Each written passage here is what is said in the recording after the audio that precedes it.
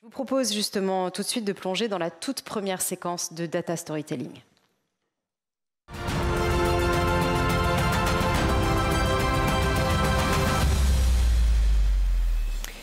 Voilà, tout de suite, on se penche sur le projet IA développé par l'un des leaders de la grande distribution. Carrefour nous parle de son outil panier alternatif qui utilise les données pour permettre à ses clients de manger mieux, mais aussi de faire des économies. À la suite du reportage, je vous propose une discussion entre Élodie Pertuiseau, directrice exécutive e-commerce, data et transformation digitale, et Sébastien Rosanes, Global Chief Data and Analytics Officer.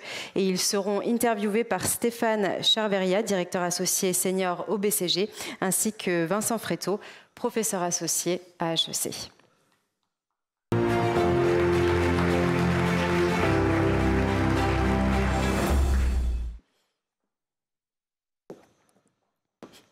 Bonjour, je suis Chabia Benzaïd, Digital Business Lead chez Carrefour. Je travaille avec toutes les équipes produits et business pour développer le site et l'app. Les paniers alternatifs, qu'est-ce que c'est? Le projet des paniers alternatifs, c'est une nouvelle étape dans notre quête de la satisfaction client. Notre objectif, proposer à nos clients le plus simplement et de la manière la plus transparente possible de mieux manger et de faire des économies. L'idée, c'est que tout part du client. Aujourd'hui, vu le contexte économique et social, il y a souvent deux préoccupations principales lorsqu'on fait ses courses. Premièrement, manger de manière plus saine et respectueuse de l'environnement. Deuxièmement, limiter ses dépenses pour les achats au quotidien. Proposer des paniers alternatifs pour nos clients qui font leurs courses en ligne, c'est être en phase avec ces deux enjeux majeurs. Mais côté front, comment ça marche?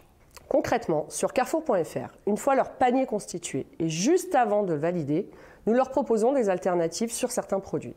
Chaque proposition est clairement justifiée. Par exemple, nous allons vous proposer un produit bio qui a un meilleur Nutri-Score ou un meilleur Eco-Score.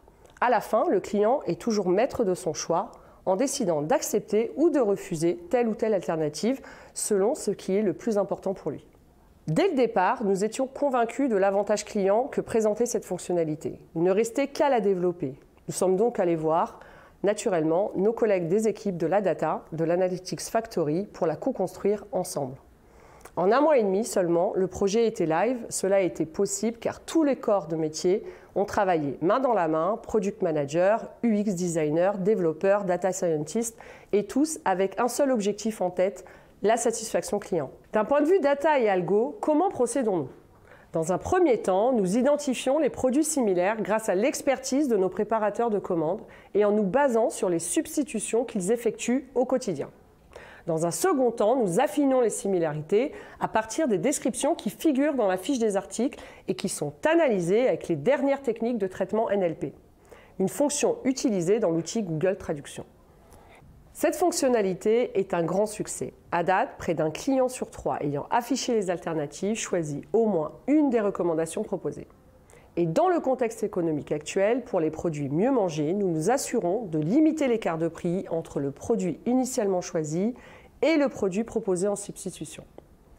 Pour l'instant, cette fonctionnalité est disponible que sur notre site et nous travaillons actuellement avec les équipes data pour la développer également sur l'application.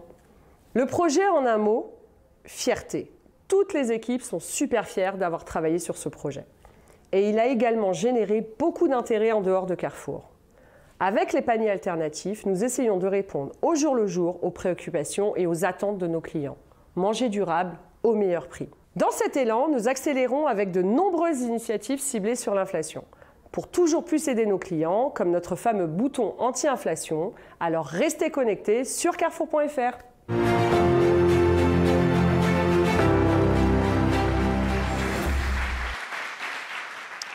Alors, Élodie, pour commencer et faire le lien du coup avec cette vidéo de panier alternatif, pourriez-vous nous dire en quoi ce cas d'usage est représentatif de la stratégie data de Carrefour? Alors en effet, je pense que le cas que vous avez vu, il est en tout cas emblématique de notre état d'esprit. Alors je pense que déjà vous avez perçu l'enthousiasme de Chabia qui présente, qui est une des personnes business sur l'e-commerce. Donc ça c'est le premier état d'esprit. Pour affronter la data et l'IA, il faut cet enthousiasme. Et puis la deuxième idée, moi j'aime souvent provoquer nos équipes quand on est avec mes équipes data et business, et je leur dis quand même, en fait, enfin parce qu'on a fait rêver, là Nicolas de Belfond il nous a fait rêver, mais quand vous êtes un retailer comme Carrefour, la data, l'IA, ça vous coûte cher au début, voilà, ça coûte cher. Il n'y a pas grand monde qui comprend ce que vous faites en vrai. Puis d'ailleurs, c'est quand même assez compliqué ce que vous faites. Des fois, vous demandez vous-même si vous allez dans la bonne direction. Bref, souvent, j'aime bien dire à mes équipes, mais en fait, ouais, on sert à quoi? C'est quoi le but de tout ce qu'on est en train de faire? C'est très compliqué. Vous êtes sûr qu'il faut qu'on complique la vie encore plus avec la data? Voilà. C'est ça la vraie question. Et donc, voilà, ils réfléchissent un peu. Et là, on se raccroche finalement, c'est la data, dans une entreprise comme Carrefour, ça ne peut finalement se raccrocher à notre stratégie que si ça vient servir ce qui est notre raison d'être. Et notre raison d'être, elle l'a rappelé Shabia très bien, nous c'est le client. Voilà. Et là, si vous utilisez la data pour servir votre client, là, vous comprenez, vous commencez à servir à quelque chose dans l'entreprise. Et là, vous avez l'exemple. Une fois qu'on a dit ça, alors ça c'est super, servir le client, etc. Très concrètement, ça veut dire être capable de comprendre concrètement ce qu'attend le client et en quoi j'ai des solutions data qui vont répondre. Là, vous en avez l'exemple. Comment on fait? Les clients, et souvent les clients, c'est les meilleurs consultants. Alors, il y a BCG, mais au-dessus, il y a le client. Puis nous, chez Carrefour, en plus, on aime bien faire travailler les clients. C'est le principe du self-service. Donc, on les fait travailler sur c'est quoi leur demande concrète, quel est leur problème à résoudre. Là, le problème à résoudre, c'est je veux acheter des trucs qui sont meilleurs pour ma santé. Parce qu'ils nous disent la personnalisation, c'est sympa, mais la personnalisation, vous me faites acheter tout le temps la même chose. Ils disent oui, je veux pouvoir acheter un peu différemment, un peu moins cher, c'est le bouton anti-inflation, un peu meilleur pour ma santé, sans changer mes habitudes. Et là, on se dit, en fait, ça, on sait faire, on va pouvoir utiliser les équipes de la data. Et puis, elle l'a dit, alors c'est pas toujours comme ça, mais de temps en temps, on arrive à ce que ça se fasse vite grâce à Sébastien. Oui, absolument. En fait, ce qui s'est passé dans la dernière année et demie, c'est qu'on a vraiment passé à l'échelle industrielle sur la création d'outils data analytics et d'outils mis à la disposition de nos métiers et même de nos clients à travers le panier anti-inflation. L'Analytics Factory, qu'est-ce que c'est? C'est notre usine à création de produits data. On la développe dans chacun de nos pays pour être au plus proche des attentes spécifiques dans les pays dans lesquels Carrefour opère.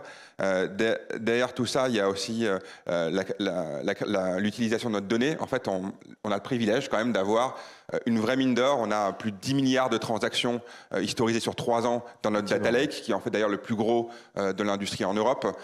Et ça, évidemment, d'ailleurs, on peut faire beaucoup de choses sur cette donnée et en créer plein de beaux produits pour nos clients. Par ailleurs, le point que je voulais vous rajouter, c'est que derrière tout ça, il y a évidemment l'expérience client, mais il y a également l'amélioration opérationnelle de Carrefour, puisque on va chercher également des opportunités avec la data pour piloter mieux les assortiments qu'on met en magasin, pour les adapter aux besoins de nos clients, et plus généralement d'améliorer la performance de l'entreprise. D'ailleurs, là-dessus, il y a un rôle qui est vraiment la clé de voûte du système qu'on a mis en place, et je pense que c'est vraiment une bonne pratique qui fait le succès de l'Analytics Factory aujourd'hui, c'est le rôle de Data Translator. En fait, ce rôle de Data Translator, c'est un rôle hybride qu'on a mis en place dans notre Analytics Factory avec des équipes qui sont à la fois des professionnels éprouvés avec un vernis assez épais sur la data, sur la tech, et en même temps une très bonne connaissance métier. Ils pilotent la relation avec le métier, ils traduisent, comme le nom l'indique, ils traduisent le besoin du métier en solution data, et ils sont capables de travailler au jour le jour, au plus proche des data scientists, des data engineers, pour convertir tout cela en produits réels qu'on va pouvoir déployer. C'est ça qui fait vraiment le succès de l'Analytics Factory, c'est cette relation forte avec le métier. Avec la création d'une véritable interface entre le business et les équipes data. Exactement. Alors nous avons eu le plaisir de vous d'accueillir Carrefour l'année dernière. On sent que ça avance très vite. Quel est le bilan que vous faites de cette année et quelles sont les avancées que vous aimeriez mettre en exergue particulièrement? Alors si je regarde, si je regarde la différence avec il y a un an, concrètement, moi j'ai l'impression que ce qui se passe chez Carrefour, c'est que la vraie différence, c'est que maintenant tout le monde me demande de la data dans l'entreprise. Donc ça, c'est pas rien. Je pense qu'il y a un an, c'était plutôt on expliquait à quoi ça allait bien pouvoir servir, etc. Maintenant, tout le monde en demande, et il y a vraiment deux raisons à mon avis pour lesquelles on nous en demande. D'abord, il y a des trucs qui marchent. Alors, on reste un retailer, il faut que ce soit hyper concret, que ça marche et puis que ça se voit dans l'entreprise. C'est assez simple. Hein. Et puis ensuite, on a fait bouger, je pense, un peu quand même si c'est lent, la culture. Et je pense que tout ça fait qu'il y a vraiment de la demande. Si je prends un exemple des trucs qui marchent, hein, alors vous en avez eu un sous les yeux, évidemment on le popularise, on le market beaucoup en interne. Un autre truc qui a beaucoup marqué chez nous, c'est le retail média. Et donc la façon dont on utilise notre data avec les industriels. Alors vous avez vu que là, sur le bouton d'avant, hein, le panier alternatif, les industriels, ils m'aiment pas beaucoup, parce qu'en fait, quand même, le client, il met du Barilla au panier, puis je lui dis, mais en fait, Panzani, ça serait peut-être mieux. Donc voilà. Mais avec le retail média, il dit, mais pas de problème, on peut, avec la donnée de Carrefour, faire des solutions marketing pour Panzani, pour L'Oréal, etc., bien plus intelligentes que ce qu'on avait jusque-là. Et ça marque beaucoup. Je pense que vous avez tous poussé votre caddie un jour chez Carrefour, puis au fond du caddie, il y a un truc en carton avec une pub pour des couches, puis vous n'avez pas de bébé, vous dites mais c'est vraiment, enfin, quel argent jeté par les fenêtres. Voilà, et donc le fait qu'on arrive à travailler ces trucs-là, ça marque beaucoup dans les réussites internes. Puis toi, tu en as aussi quelques-unes plutôt sur l'Analytics Factory aussi. Oui, absolument. Et en fait, on adresse trois principaux pans de la data à travers l'Analytics Factory. D'un côté, on a parlé beaucoup du e-commerce. Notre boulot, c'est vraiment d'essayer d'être au maximum dans la personnalisation, l'ultra-personnalisation de l'expérience e-commerce pour pouvoir coller le plus proche aux besoins. On a parlé des paniers alternatifs, mais ça se traduit également à travers des recherches qui vont vous proposer tout de suite les produits sur lesquels vous avez le plus de chances d'acheter et d'accélérer finalement la construction de votre panier et pouvoir passer à autre chose derrière. La deuxième chose, c'est le pilotage de nos assortiments en magasin. L'idée, c'est de pouvoir automatiser leur création, pouvoir les faire évoluer rapidement, pouvoir les adapter au plus proche des besoins des magasins spécifiques de Carrefour. Les besoins dans un magasin périurbain sont assez différents d'un petit Carrefour City qui va être par exemple au centre de Paris. Et également d'ailleurs des noms là-dessus. Enfin, le marketing interne, c'est hyper important. On leur dit l'assortiment, c'est pénible pour tout le monde. Quand vous faites le Netflix de l'assortiment, d'un coup, c'est un truc super sympa. Tout le monde veut ça dans l'entreprise. Voilà, donc tout le monde veut le Netflix de l'assortiment, c'est beaucoup plus cool. Et donc voilà, ça donne aussi une couleur un peu différente à l'IA. Exactement. L'idée, c'est derrière de pouvoir que les directeurs de magasins puissent utiliser ce type de solution pour se dire, tiens, quelle référence je vais ajouter parce que un de mes amis dans un autre directeur a mis ce produit et a été un succès. Et évidemment, être capable de déréférencer au plus près de mon magasin des produits qui ne vont pas marcher chez moi. Et puis le troisième élément, c'est également évidemment la promotion. On en parlait énormément là, sur le panier alternatif, le retail média. La promotion, en la rendant de plus en plus data-driven, on est capable de personnaliser le reach du client. L'idée, c'est aussi d'accompagner la fin du catalogue papier. Ce catalogue papier qui va disparaître chez la majorité des retailers en 2022 ou 2023. Derrière, on va pouvoir le remplacer par des offres qui vont être beaucoup plus personnalisées. Pour être tout à fait concret, c'est-à-dire que demain, on reçoit plus un catalogue avec des promotions pour des steaks quand on est vegan et des promotions pour des couches quand on sait pertinemment que le client n'a pas d'enfant. Alors je me permets de rebondir sur le mot culture, ce que tu mentionnes. Ça fait référence aussi à ce que Nicolas nous expliquait au départ, l'importance du change management. Comment on fait pour embarquer une aussi grande société que Carrefour? Quels sont les leviers que vous avez privilégiés dans l'année qui est passée? C'est un bon point. Alors nous, on n'est pas AI native, hein, ça c'est sûr. Enfin, en tout cas, les 300 000 collaborateurs de Carrefour dans le monde, on est à la base assez loin en termes de culture. Nous, la première chose, ça a été, il faut que le top management soit exemplaire. Je crois que d'ailleurs Nicolas le disait aussi en disant, voilà, si là vous êtes loin, ça va être très compliqué. Donc on a fait un très gros travail sur le top management pour embarquer. Alors c'est le changement culturel, ça prend du temps. La data, c'est aussi un peu une langue. Une langue, ça s'apprend déjà un peu plus vite. Donc on fait 48 heures de data non-stop. Voilà, alors c'est un peu comme l'anglais, hein, vous ne parlez pas anglais au bout de 48 heures, mais en revanche, ce que je leur dis aussi, si vous êtes un top manager de Carrefour traditionnellement, vous allez faire le matin, moi j'en fais, de la mise en rayon dans un hypermarché. Voilà, ça fait partie de la culture, quoi. Alors, Ça ne veut pas dire que vous êtes le meilleur pour mettre en rayon. Je peux vous dire que, bon, voilà, moi, on détruit tous la productivité du magasin quand on y va le matin. Mais on l'a fait. On sait ce que ça veut dire, mettre en rayon dans un magasin à 6 heures. Ben, la data, c'est pareil. Et donc, on passe 2 jours. D'ailleurs, vous nous accompagnez dans ces 2 jours. Hein. Oui, il peut peut-être rebondir en disant qu'effectivement, moi, j'ai été très surpris en fait, de la très grande motivation de tous les participants sur un sujet, comme on l'a dit, à la croisée du business et de la tech, et une vraie motivation pour comprendre les enjeux et surtout comprendre les applications qui vont être faites. C'est tout à fait notable. Et du coup, on fait, la promesse d'ailleurs pour le top management, c'est comme pour la mise en rayon. Hein.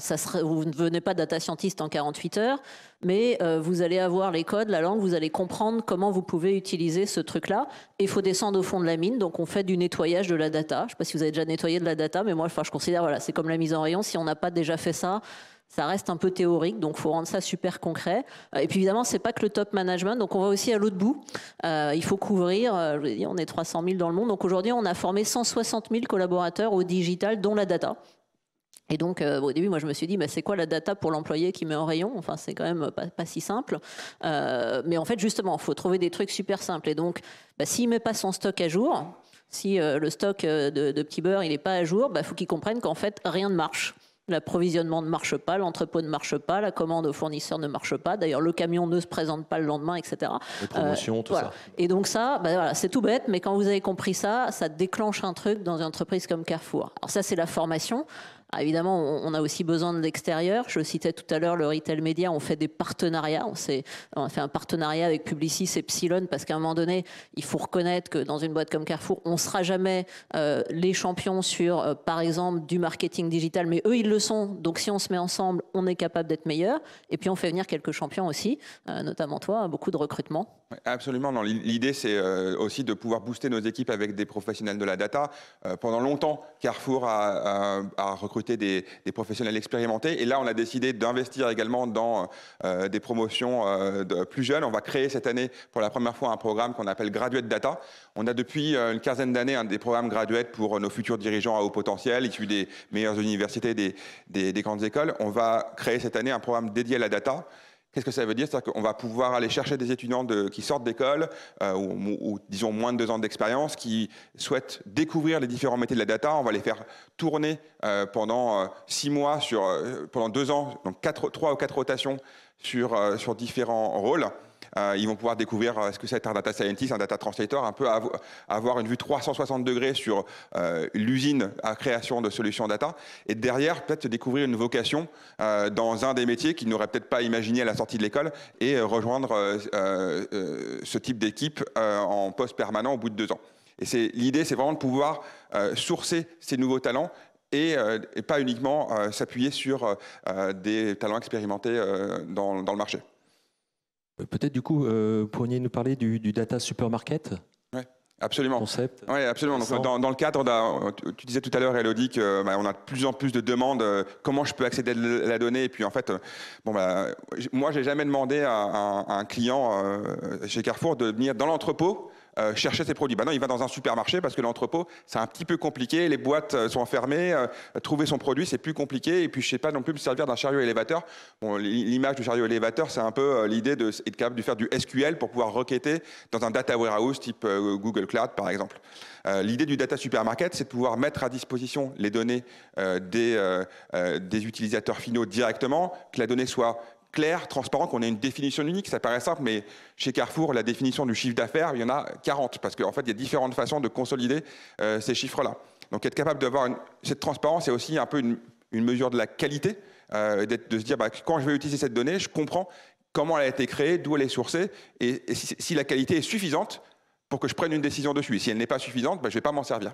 Et mettre ces données à disposition, la mettre en rayon, et puis pouvoir naviguer dans les rayons de manière simple, comme dans un supermarché, sans avoir besoin d'avoir fait 4 mois de formation dans un bootcamp en data science, c'est ça qui va faire la différence en bout de course. Quand on veut adopter une culture data, quand on veut que les employés soient data-driven, c'est à eux de pouvoir aller chercher leurs données et de pouvoir les transformer en quelque chose qui crée de la valeur.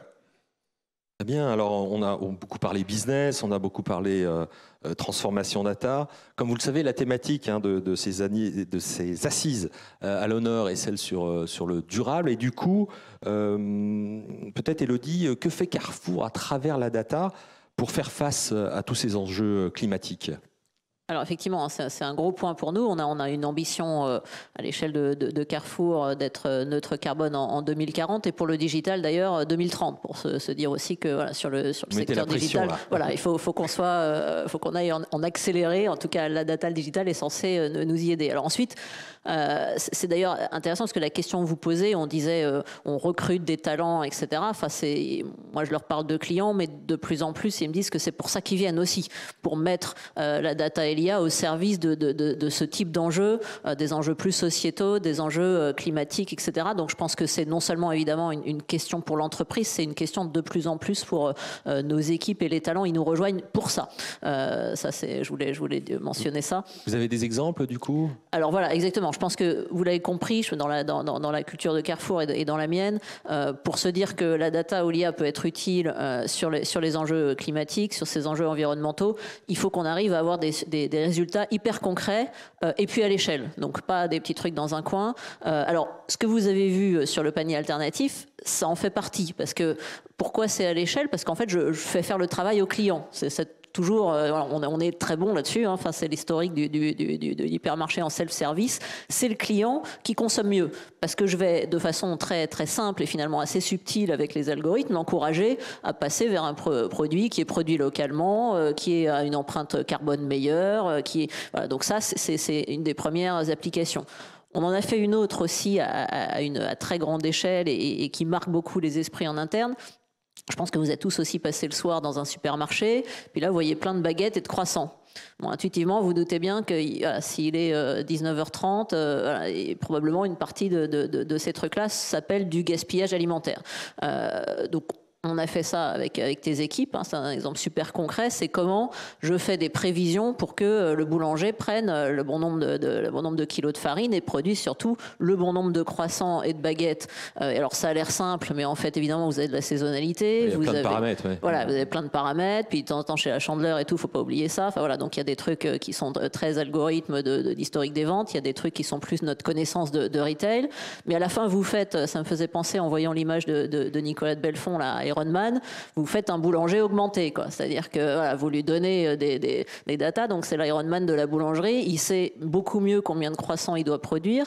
Et pour nous, en interne, ça donne des trucs hyper concrets. Je regardais les équipes, parce que moi, j'aime bien les chiffres. Hein, donc, mais finalement, à la fin, ça fait quoi, cette histoire? Ils me disent, ça fait 265 tonnes économisées. Je dis, ouais, OK, mais ça fait quoi, ça? Mais ça fait quoi, en fait? Parce que moi, 265 tonnes, donc on va calculer ça en croissants. OK, donc ça fait 5 millions de croissants en un an. Donc voilà, ça, c'est concret. Vous allez voir les équipes et voilà, là, il y a 5 millions de croissants. Donc ensuite, faut qu'on s'attaque aux côtes de porc, etc. Enfin, tout de la même façon. Et donc, il faut qu'on sache convertir aussi notre langage data en un langage très concret et puis en un langage, justement, climat et sociétal qui parle à tout le monde. Donc, voilà, on a encore du travail, hein, puisqu'on doit encore réduire le gaspillage d'au moins de moitié encore dans les prochaines années. Très bien. Écoutez, merci beaucoup. Merci Elodie. Merci Sébastien. Merci.